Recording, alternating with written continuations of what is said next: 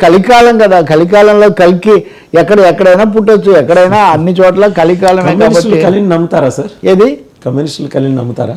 కలి ఏముంది ఏ సమయంలో అయితే నిన్న నేను చెప్తున్నానే శూద్రులు ఇదంతా చెప్తున్నప్పుడు శ్రామికుడు అని వివేకానందుడు అర్థం చెప్పినట్టుగా ఒక విధంగా లాభం తప్ప ఇంకా ఏ ఆలోచన లేకుండా మనుషులు వ్యవహరించే కాలం. మానవత్వం కాస్త దెబ్బతినిపోయి, మానవ సంబంధాలు దెబ్బతిని, దోపిడీ బాగా పెరిగిపోయి ఇప్పుడు వేరే వాళ్ళు ఎందుకంటే తల్లిదండ్రులను వీళ్ళని పట్టించుకోకుండా ఎవరైనా వీరబ్రహ్మేంద్ర స్వామి ఎప్పుడో చెప్పాడని చూంటారు ఇవన్నీ.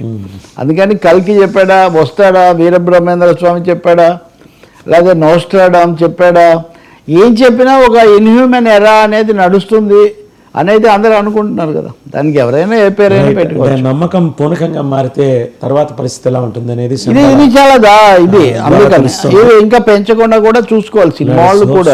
గవర్నమెంట్ దాని మీద దృష్టి పెడుతుంది. నెక్స్ట్ టాపిక్ లోకి వెళ్తే ఆల్మోస్ట్ ఎన్నా మాట్లాడుకున్నా ఒక అయోధ్య చాలు కదా, 2 సార్లు 3 సార్లు అధికారంలోకి వచ్చారు. ఇంకా కొత్త అయోధ్యలు ఎందుకు, రాముడు చూసుకుంటాడు మిగిలింది.